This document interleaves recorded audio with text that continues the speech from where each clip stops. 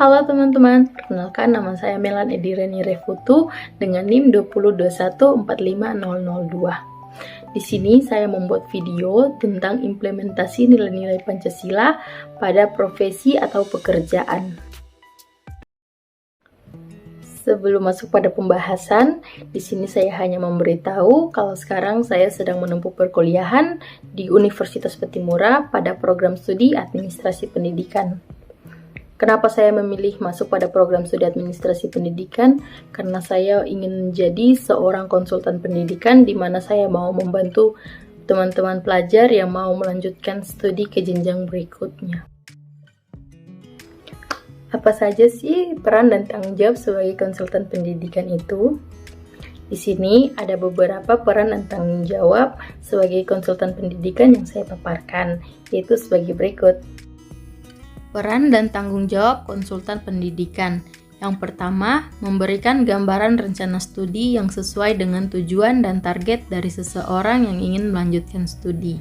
Yang kedua, memberikan saran mengenai pemilihan sekolah atau universitas hingga menemukan institusi dan destinasi kuliah yang tepat. Yang ketiga, memberi informasi secara lengkap mengenai akomodasi, tempat tinggal, dan menyediakan informasi yang berkaitan dengan sistem pendidikan yang diterapkan.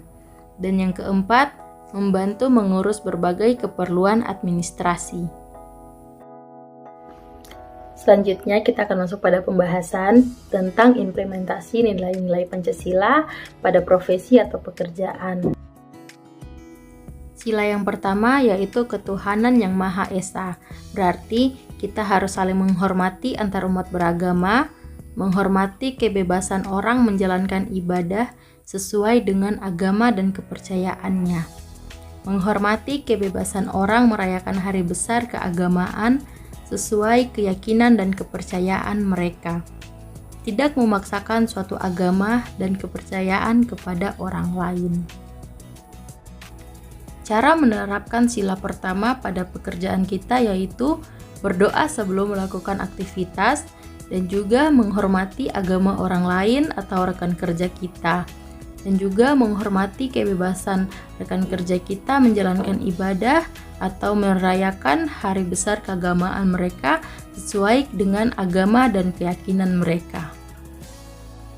Sila kedua, kemanusiaan yang adil dan beradab, yang berarti menghormati hak asasi sesama masyarakat di sekitar kita, memiliki rasa kasih dan peduli terhadap orang-orang di sekitar kita, menghargai keberadaan dan pendapat dari setiap orang, tidak mengganggu hak orang lain dengan sikap tidak adil, saling menyayangi dan mengasihi dalam kehidupan bermasyarakat, tidak memaksakan kehendak dalam menjalani hubungan sosial di masyarakat, saling berbagi sesama masyarakat yang membutuhkan. Cara menerapkan sila kedua dalam lingkungan kerja kita yaitu menghormati hak dari rekan-rekan kerja kita, memiliki rasa kasih, saling berbagi dan peduli terhadap rekan-rekan kerja kita, menghargai keberadaan mereka, dan tidak memaksakan kehendak kita kepada rekan-rekan kerja kita.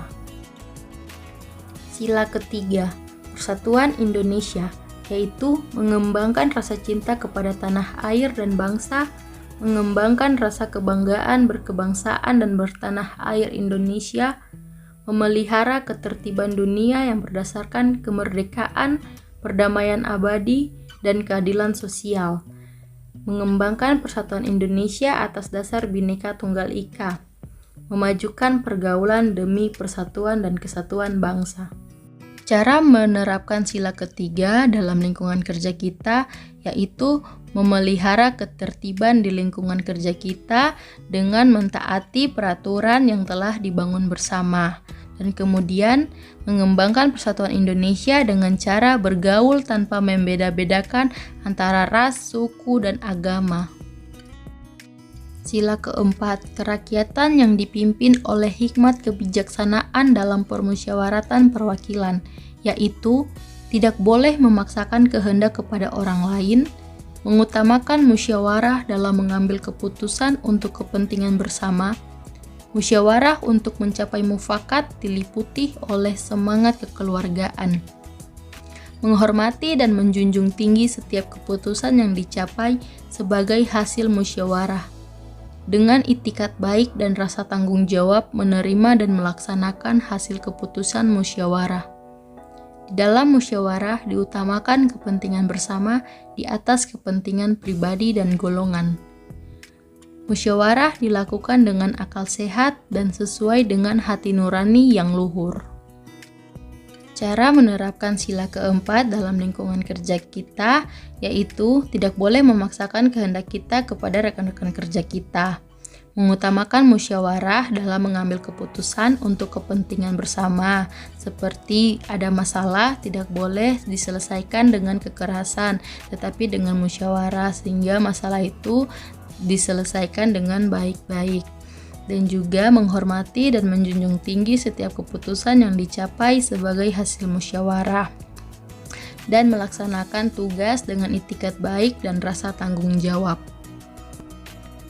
Sila kelima, keadilan sosial bagi seluruh rakyat Indonesia, yaitu mengembangkan perbuatan yang luhur yang mencerminkan sikap dan suasana kekeluargaan dan kegotong royongan, mengembangkan sikap adil terhadap sesama, menjaga keseimbangan antara hak dan kewajiban, menghormati hak orang lain, suka memberi pertolongan kepada orang lain.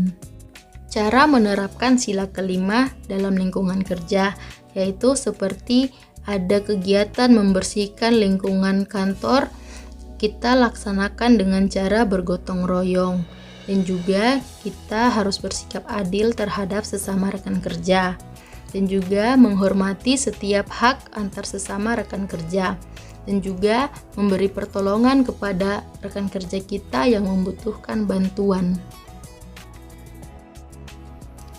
Ya teman-teman, itu tadi implementasi tentang nilai-nilai Pancasila.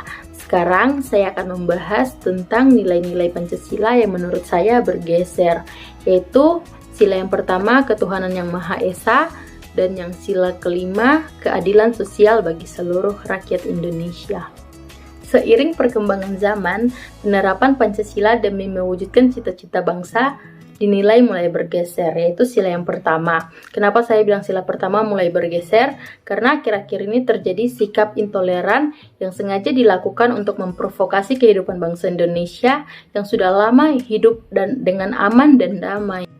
Dan juga sila kelima. Mengapa saya bilang sila kelima mulai bergeser? Karena keadilan sosial yang seharusnya berpihak kepada kebenaran, tetapi tidak demikian. Sekarang ini di mana orang yang mempunyai kekuasaan menindas atau melakukan apapun sesuka hati mereka kepada orang-orang yang tidak mempunyai kekuasaan.